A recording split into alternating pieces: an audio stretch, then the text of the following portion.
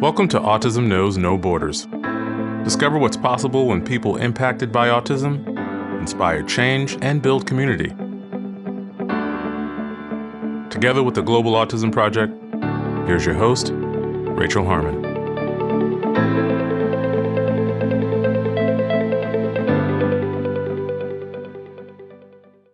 Hello, everyone. Our guest today is Vanessa Lista. Vanessa's autistic older brother, Billy, has been her inspiration her whole life. Currently studying kinesiology and psychology in college, Vanessa's goal is to become a pediatric physical therapist. In this conversation, we discuss how Vanessa's relationship with her brother has evolved over the years, why she admires Billy, how she's been advocating for him from a young age, her experiences as a behavior therapist, what physical therapy is and example goals that can be targeted, and advice to other siblings of autistic individuals. In this episode, discover what's possible when relationships are strengthened by listening. To learn more about Vanessa, please visit our show notes at autismknowsnoborders.com. We appreciate your time. If you enjoy this podcast and you'd like to support our mission, please take just a few seconds to share it with one person who you think will find value in it too. You can also follow us on Instagram at Autism Podcast, subscribe to our YouTube channel, Global Autism Project, and join our community on Mighty Networks at community.globalautismproject.org. And now, I present you Vanessa Lista. Hi, Vanessa. Welcome to Autism Knows No Borders. Thank you for being here today. Thank you for having me. Could you please briefly introduce yourself? Sure. My name's Vanessa. I live in Swanksville, Pennsylvania. It's about an hour outside of Philadelphia. I'm a kinesiology major at Westchester University with a psychology minor. My end goal is to become a pediatric physical therapist and work with those on the spectrum. And I was a former ABA therapist and a special needs sibling. All right, so let's talk about your brother. How old is he? What's his name? And what are some of his interests? Yeah. My older brother, Billy, is going to be 25 in July. He was originally diagnosed with pervasive developmental disorder not specified at 28 months.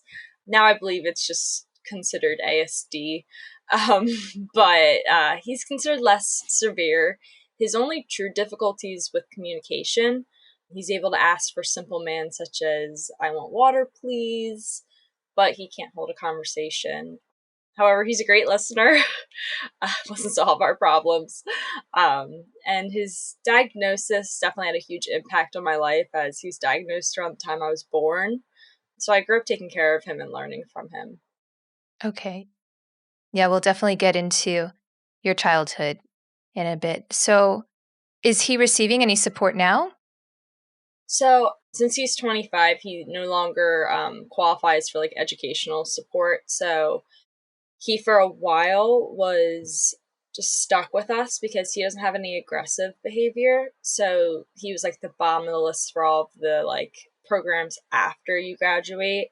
But he eventually got into a day program and he was there from school hours. But then when the pandemic came, he no longer was able to receive support from there. They closed for a while, so me and my siblings have been taking turns taking care of him. Oh, and my boyfriend, he helps a lot too.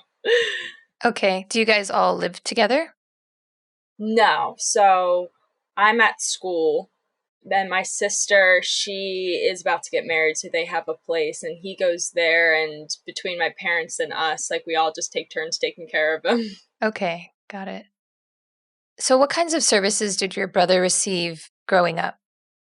So I recently found out he did receive ABA for the first, I think it was 2 years of his life until he started going to school. And then when he went to school, he had TSS, which is therapeutic staff support. So they would come after school and just pretty much instead of him having homework, it was him getting that extra guidance and relearning some of the stuff he learned in school and just helping him out at home. And then he did also receive speech and occupational therapy.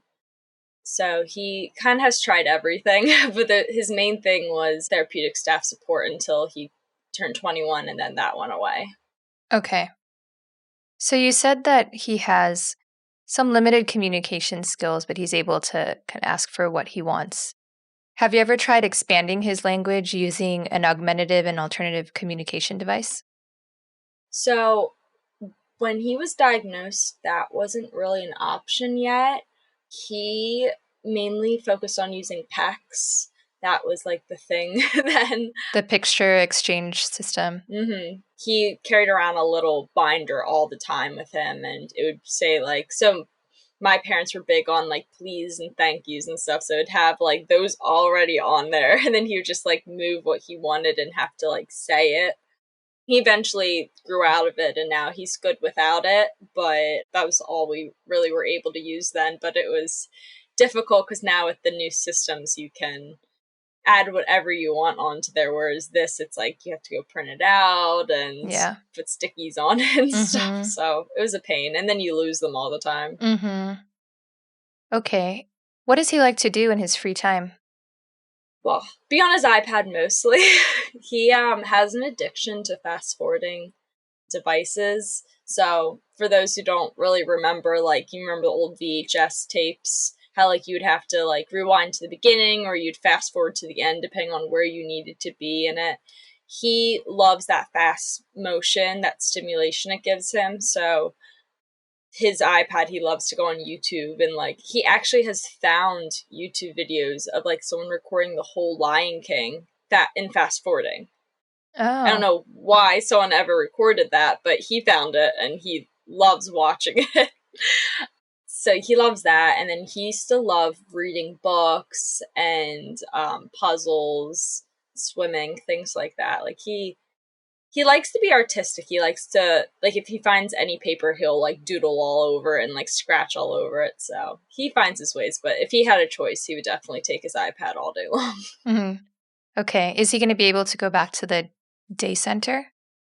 So we're hoping for it. He was recently told he could go back, but they were making him wear a mask the whole time. And my mom knows he's not going to listen to that. He's going to just rip it off his face all day.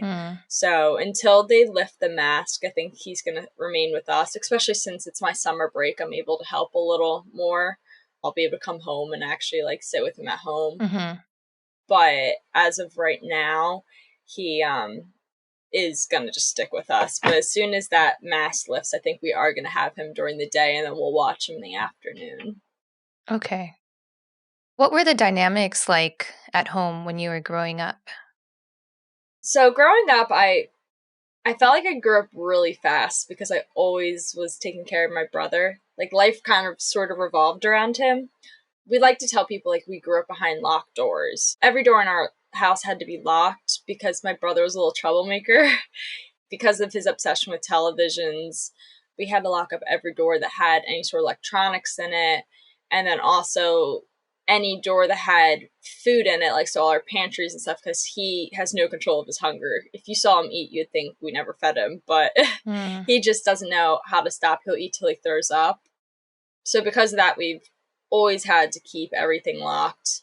And he's very stealthy, so if you're not sitting next to him and like engaging with him, he will sneak around you. He's before found a 5-pound container of our Easter candy, and he ate the whole thing in one sitting and was sick the rest of the night. Oh no. So it's just that, or he's broken into our bedrooms. Like we've always had to carry keys around. It was annoying, but we understood why we had to do it.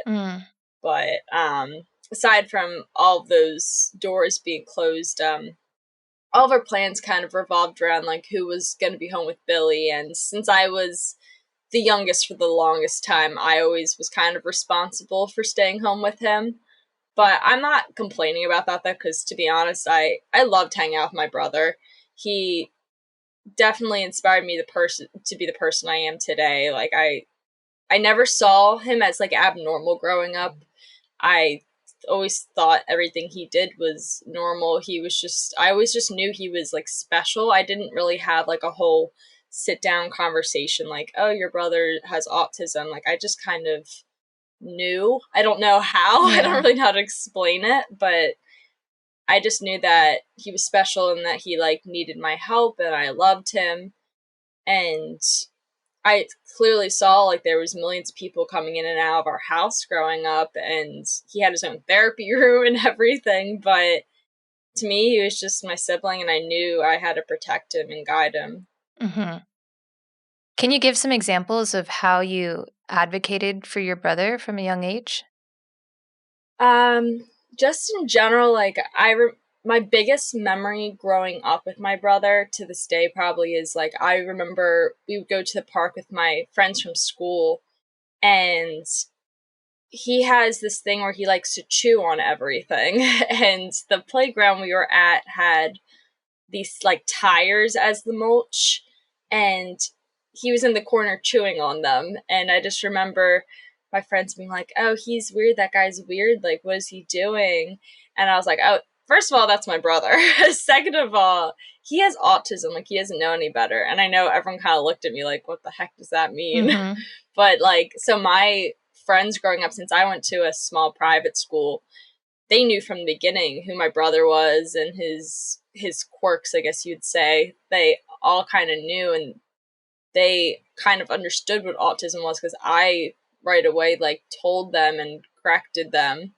And they also kind of became like big defenders of my brother. If they ever saw anyone like outside of our group saying anything, they're like, yo, that's not okay. So they were great growing up.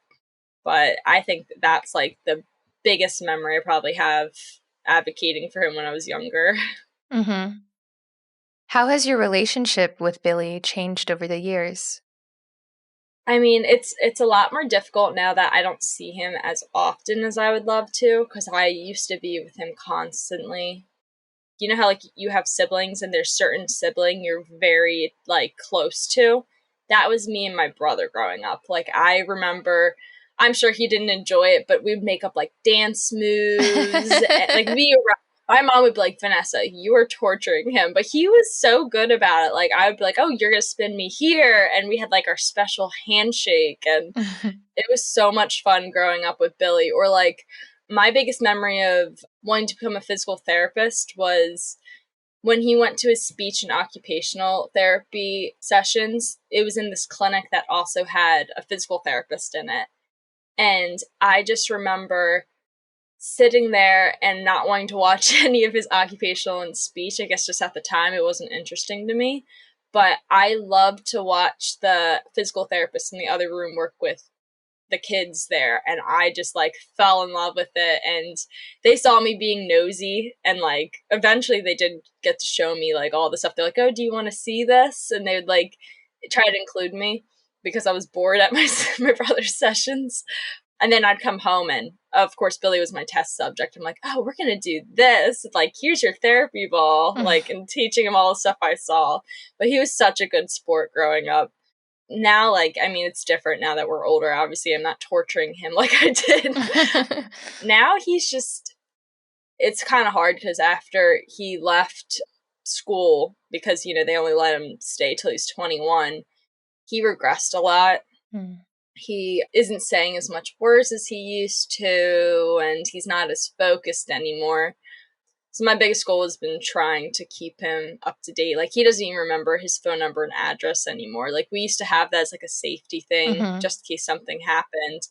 He only tells you the last 4 digits now. And it's been hard. So I feel like I've come from being his fun sister that we're doing all these activities with to being like his teacher. And I'm sure he gets so annoyed with me.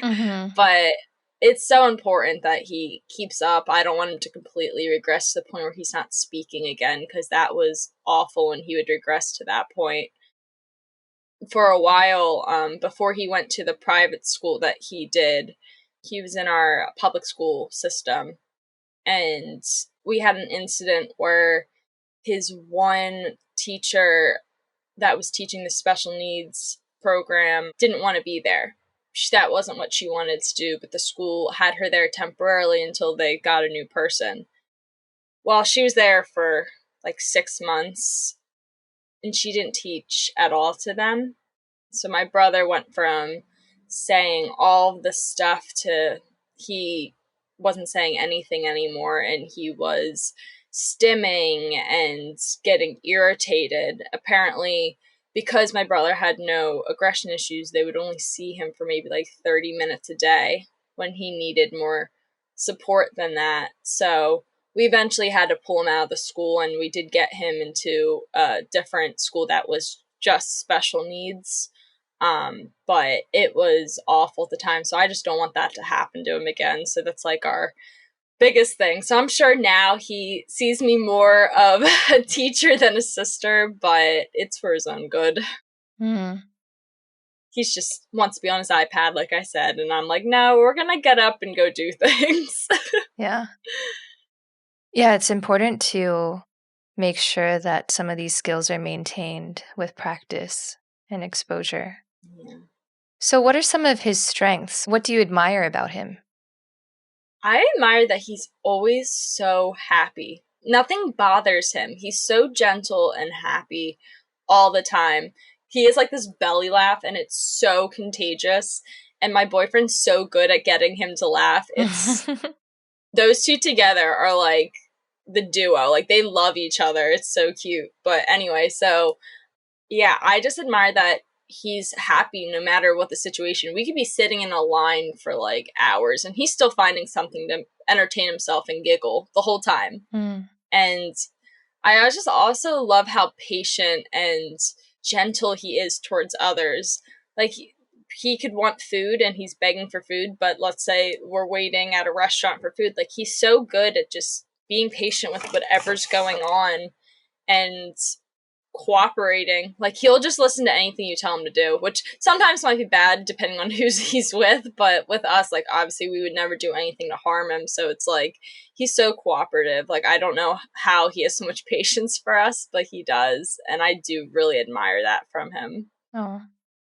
So, what's a good way to build a strong relationship between siblings if one is autistic and the other isn't? Well, a lot of it has to do with just learning how they work and what's okay and what's not with them. Like my brother, he only sometimes likes physical contact. So his thing is he likes his head rubbed. I don't know why, but he always has loved his head rubbed. Or like he'll like to hold your hands and just squeeze your hands sometimes. But then other times he doesn't want you anywhere near him. So it's just learning what they want at the moment. It's hard, but they'll give you signs. Like Billy, his thing is he'll go for you to grab your hands. So you back off until he wants you to give him that, or he'll grab your hand and actually put it on his head. So everyone has their own thing. Like I worked in the field, I was an ABA therapist, as I said before, and both of my patients actually were twins. So the biggest thing was teaching the sibling also what they can and cannot do with their sibling, because it was difficult. Like the one, he wanted zero physical contact altogether. The autistic twin. Mm-hmm, the autistic twin, yes. And the other one who was so-called non-autistic, normal, I guess people would consider, which is not really a thing, but anyway. Yeah.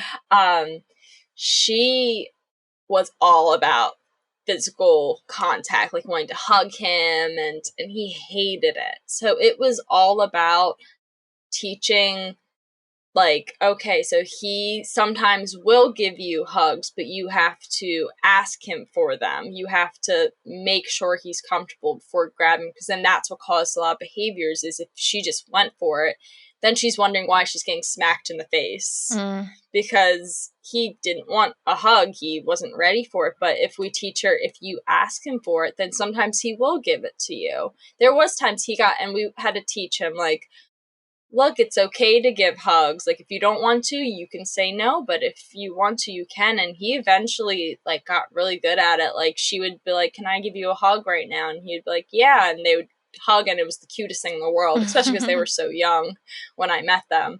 But it's just all about knowing what is okay and what is not. And from there, you really do learn to build a relationship off of that. Because if that's their biggest focus is like sensory issues, they're going to be too focused on the sensory issue and not on building a relationship with you. That was like my biggest thing with my brother, was learning what his sensory issues were. And after that, he was totally fine. And like I said, I was able to like make him dance and stuff. And he knew how our relationship was, and it worked.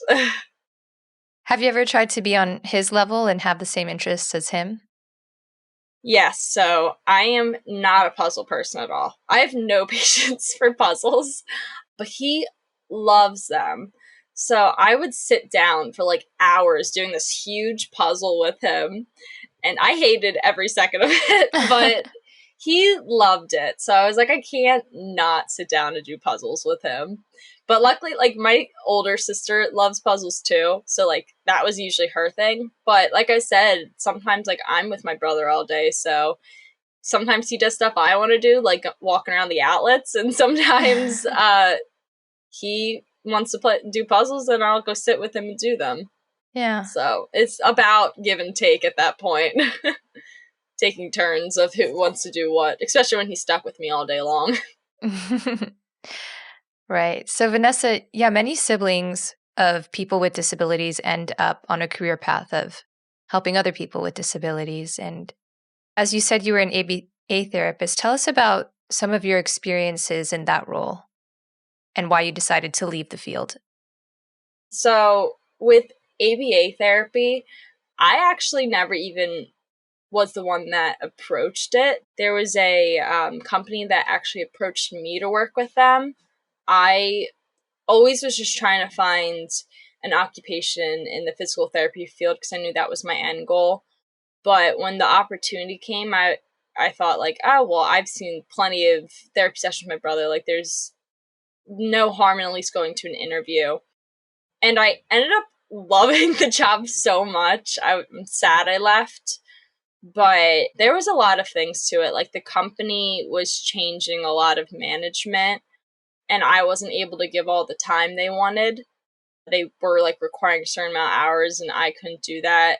And there also was there's just a lot going on that I wasn't agreeing with. I think being a sibling of special needs really taught me of like some of the stuff of like, it's not giving progression, it's kind of going against what the child wants. So example was I was directed to have my one patient, he had to sit down on his bottom when it came to eating at a table. They didn't want him sitting on his feet or any other way. They wanted him to sit at the table.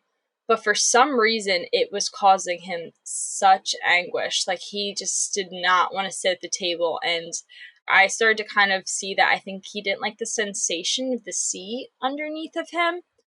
So he was more comfortable sitting on his foot.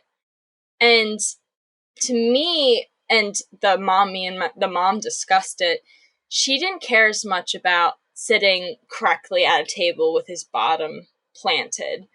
She just wanted him to be able to sit at a table for when they were in public, like if they went to a restaurant or something. She didn't care how he was sitting, she just wanted him there.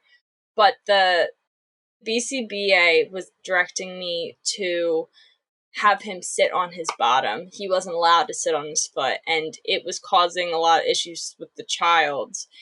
And me and the mother discussed that that wasn't the goal that she wanted. Her goal was mostly for safety, but they kept adding other stuff in there that she didn't really thought was necessary. And I kind of was turned away from that because it was kind of, I felt like, up to the parent to decide their children's fate, like what's comfortable with him. Like, if she was just focused on safety, I think that should have been the main priority, not how he was sitting on a chair, especially if it was giving him a lot of sensory issues. Mm-hmm. And it was difficult at times, but ultimately that was one of the things that made me want to leave the company. it also just, like with a lot of other things, I was in school, so I couldn't give them all the time they needed as well. Did you try speaking up to your supervisor about your concerns? I did mention it. I did talk to my supervisor, and she was kind of like, she was understanding of it, but it was weird. Like, she was so understanding, but then nothing changed. Like, when I talked my concerns to her, she like would acknowledge my concerns and talk to me about it, but then nothing changed out of our like our IEP or anything. Like, everything was set in stone. She was like, that's just how it is. They just want, and they kind of mentioned the word like normalizing, like they kind of wanted them to be able to go in public and look normal, I guess. Mm-hmm. But a lot of how I felt about therapy was not so much trying to make these kids look normal in the world, but have them comfortable in the world. So if that's going to bring them comfort to sit on their foot, so be it. I don't sit normal. I sit all over the place. I have my legs up. I don't care. Like, I'll sit in like crisscross applesauce. Mm-hmm. So to me, it was like, why can't they? Like, I get, like, in certain situations, yes, you should be sitting upright. Like, if you're in, like, a job interview or something, like, you have to know when it's appropriate. Yeah, well, in an ideal world, if someone needed accommodations at a job interview, they should be able to tell their future employer that they may not be sitting down during the interview, that they may be standing, or they may be pacing, or sitting on a bouncy ball. Exactly. Yeah. My biggest thing was, it shouldn't be us trying to normalize them. It should be more about making them comfortable in our world and accommodating their needs. So if it's not inappropriate or hurting anyone, then there's no big reason to make them uncomfortable in the world. Mm-hmm. And that's kind of what they were. Sometimes it felt like they were pushing more towards the normalization than making them like accommodating for them, and it was difficult to see at times. And I think now they are doing a lot to change the way ABA used to be, but it's still a lot of just learning and trying to, because now there's so much more research than there was, people are starting to find different ways to give these supports to these individuals. Yeah. Yeah, definitely. I mean, as a BCBA, I know what you're talking about with this kind of trying to normalize. And a lot of it also comes from parents not wanting their kids to stand out. So I think you're right. Like, with more autistic adults speaking up about their experiences with ABA and just what really is beneficial to them, then we can modify our practices so that we're actually addressing their true needs. So you're studying kinesiology, or you're graduating soon, right? Mm-hmm. Yeah. And kinesiology is the study of body movement, right? Yes, correct. Okay. And so to become a physical therapist, you would need specialized training after your bachelor's degree. Yes. Okay. So what's that process of becoming a physical therapist? Sure. So there's many routes you can take. There's some programs that are actually, if you go to a university, if they have the graduate program, you could go straight through. I was originally in one. I transferred 2 years ago, though, so I'm not in that anymore. But there's just different directions you can go. So you don't necessarily have to get a kinesiology degree. So the original school I went to, I was actually a psychology pre-physical therapy major. They give you multiple ways. As long as you get those prereqs, they don't really care what your major's in. But when I transferred into kinesiology because I thought it was a little more appropriate. I did want to keep the psychology. That's why I'm keeping it as a minor. But I felt like kinesiology was teaching more about the individual, like body movements and the muscles, whereas psychology is just mainly based on the mind. So I never really got that like physical aspect of it. And I think it's really preparing me more for physical therapy school.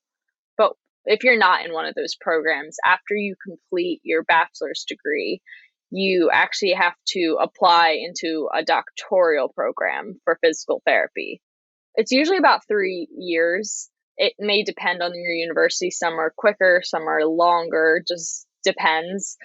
I'm applying to a lot of the weekend programs. So it would just be like Friday, Saturday, Sunday. That way I can help with Billy during the week.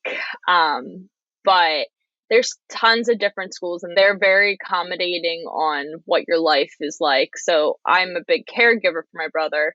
So if I, some reason, needed to do the weekend program, I would be able to do that so I can help him during the school week and then I'll switch with whoever. So it's dependent on what you get into. It's definitely a very competitive field. So a lot of people don't get in the first time. You have to apply multiple times. The one person I worked with, I work as a physical therapy aide currently, and my manager, he was in graduate school at Newman University, and he told me he had to apply 3 times. So it depends. It's a long process, and you have to have a ton of experience. I started shadowing at 16. I started at Theraplay. I did geriatric, nursing home setting. I've done hospitals, acute care, everything. Like I've shadowed, and now I'm currently working in a orthopedic sports medicine clinic. So it just depends. You just have to really try to show that you want to be in the field, and that usually helps you get in. But I'm currently applying, so I'm hopeful, but we'll see. I'll go wherever at this point. And you said your goal was to eventually work in pediatrics, right? So what are some example goals that a physical therapist might work on? So a lot of physical therapy is focusing on functional mobility and motor planning. For those who are unsure about what those exactly are, functional mobility is an individual's ability to move independently and safely in an environment, whereas motor planning is more so just a way to help an individual remember the steps to take to perform a specific movement, such as how to tie your shoe. It also focuses a lot on like the biological aspect, such as like muscle weakness, low muscle tone, neurological disorders that may cause issues with things such as proprioception, which is body awareness in space.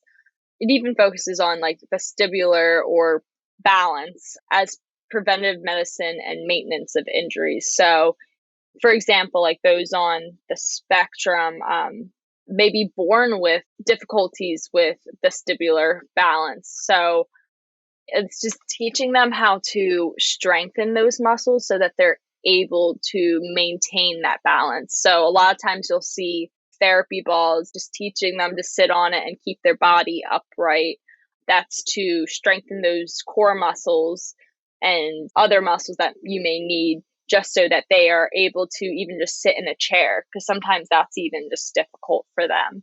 So it's very interesting. There's always something new, but it's especially the reason I loved pediatrics so much is because you do see a lot of special needs when you're in pediatric. And a lot of it's just trying to teach like, normal developmental things.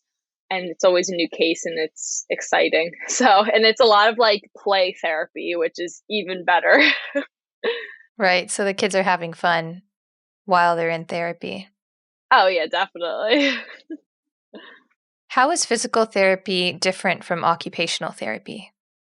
So I can tell a little bit about occupational therapy.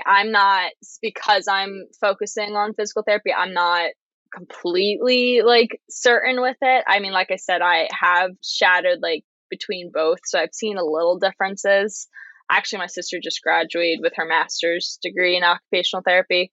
So she told me a little bit, but it's mostly, if I were to do like a comparison between occupational and physical, I would say like physical is more of gross motor. So that's like the body as a whole, like larger groups of muscles, whereas occupational is more fine motor, such as like teaching someone how to write, like hold a pen and write.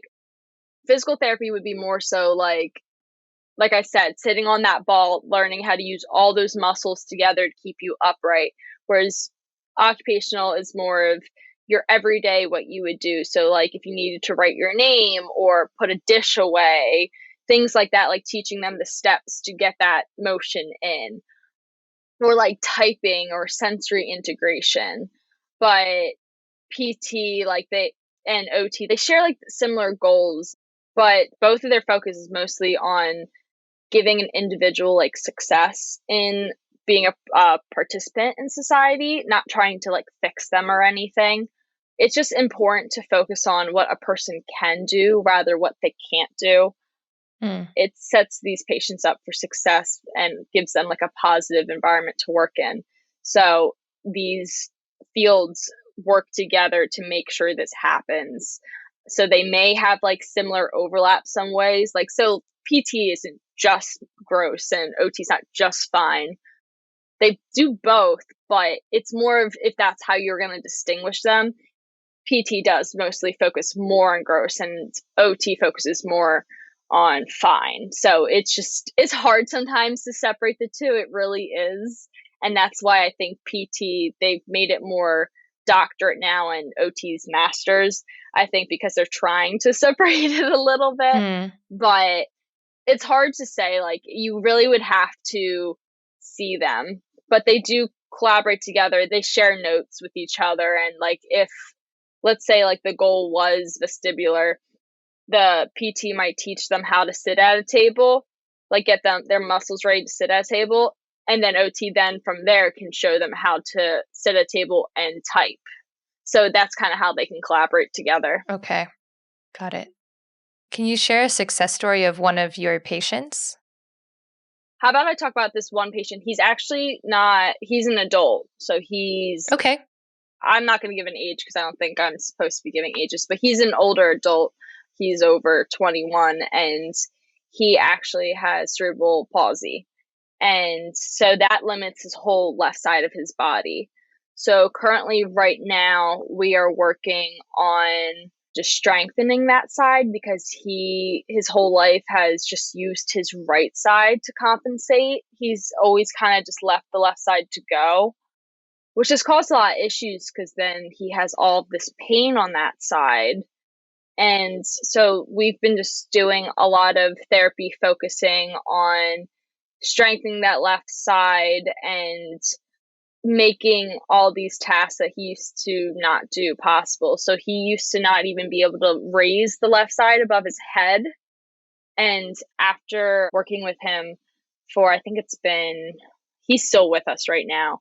I think it's been maybe 5 months he's been with us, and he's actually able to raise it over his head now.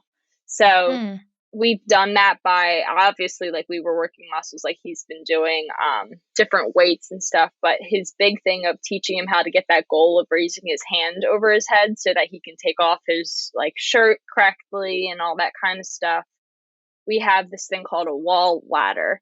So it pretty much is, it's hard to explain, but it's pretty much a piece of wood that travels up the wall near like the ledge. And it has like little stairs for each way up, and we have them numbered so people can see their progression with it. And so he would use his fingers to climb up it, and then you'd slowly bring it down, and that started strengthening being able to keep that arm up and raised. So like you would crawl up and then you'd lift your arm from it. And that itself, that motion, just practicing that motion helped him achieve that goal. And it was just so amazing because he was so excited because he was like, all my life I haven't been able to do this, and now I am. And I always just kind of used my diagnosis as an excuse, and now I'm really trying to. It's never too late to just work with your muscles, you know? So it was really, he is such a sweet man, and he's constantly teaching me every day how every diagnosis is very different, and I enjoy working with him a lot. Oh, that's a great story of exactly that it's not ever too late. What are some of your values that you hope to incorporate into your practice? I think a lot of it has to do with understanding that everyone has their own story.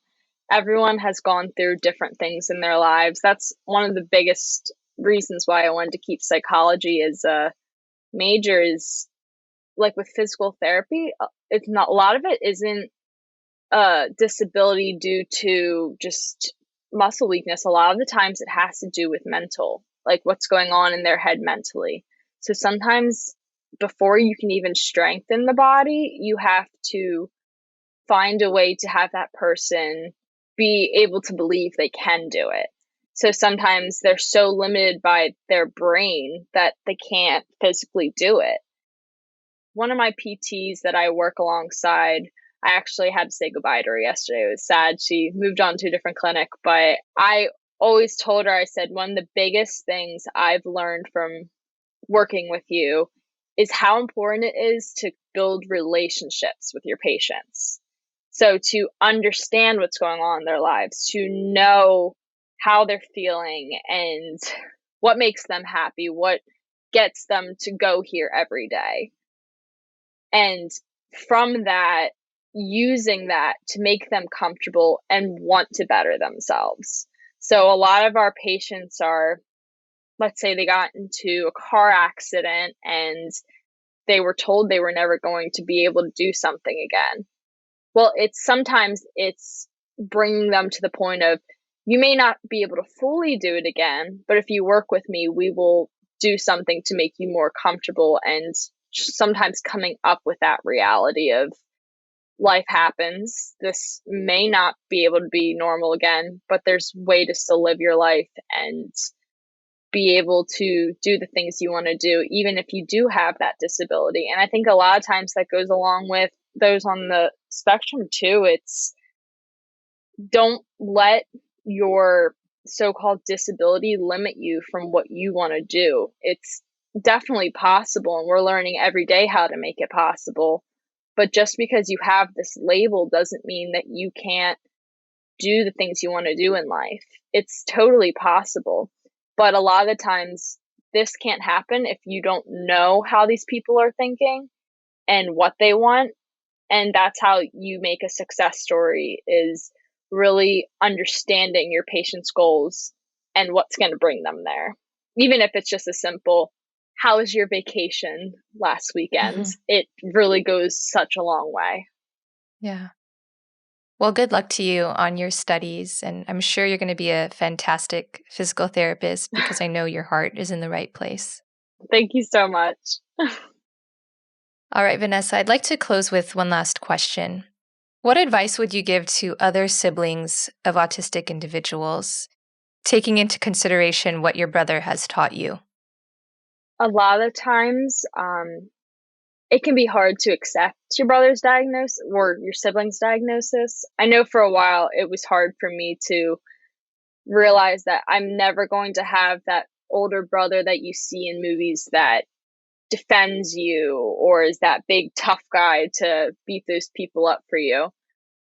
But they're there for you in other ways too that you may never think of. Like, my brother has been my biggest inspiration in my life. Like, not even to just be cheesy or anything. He showed me the occupation that I want to do the rest of my life. He taught me patience. He taught me kindness. He taught me to never judge other people based on what they look like or the weird thing they're doing in a playground. That there's really so much more to people. And if you open up that opportunity, you can learn so much from other people every day of your life. And if you're having difficulty with being able to form a relationship with your brother or sister, there are places you can go. There's tons of therapeutic support that families go to all the time. I never end up having to go there. It was kind of just forced on me, and I just somehow was able to deal with it. But I know it's so much harder for the others out there. And even just things like when your siblings are doing ABA therapy and stuff, attend those sessions, see what they're doing, and realize what your sibling is going through and be compassionate about it, because they're going through a lot too. You may be struggling, but so are they. So the biggest thing is just to support them, and then they'll support you in the long run. Oh. All right, Vanessa, thank you so much for sharing your story with us. Would you like to share your social media handle if you want people to get in touch with you, or? You can, if anyone really does want to follow me. I mean, I'm not like any professional. I'm still in college and learning every day. Okay. But if anyone wants to, you can always follow me. It's just my first and last name, Vanessa Lista _ on things. And then also my email is just my name. I always up for creating like opportunities to learn from others, hear their stories, and create a community. But I get like I can't really give like advice or anything. I'm not that much a professional, but I can tell you based off of what I've dealt with in my own life. All right. Well, thank you so much. Of course. Thanks for tuning in to Autism Knows No Borders. Vanessa and her brother have built their relationship on care, trust, and respect. They listen to each other's needs and are able to relate in their own special way. Although Billy may express support differently from others, all Vanessa needs to know that he's there for her is a simple hand squeeze. Are you a sibling wanting to connect with others going through similar experiences? You can find a supportive network of family members, professionals, and self-advocates in our Global Autism Community. Whatever your role is related to autism, you can participate in these important conversations on our platform. Sign up today at community.globalautismproject.org. Let's work together to transform how the world relates to autism. Thanks for listening. Take care. Tune in each week for engaging conversations of how people across the globe are inspiring change and building community. You've been listening to Autism Knows No Borders, brought to you by the Global Autism Project. You can find Rachel's notes for this episode and learn more about today's guests at autismknowsnoborders.com. If you enjoyed this episode, please subscribe to the show on iTunes or wherever you get your podcasts. By doing so, you'll be helping us increase awareness and acceptance of autism around the world.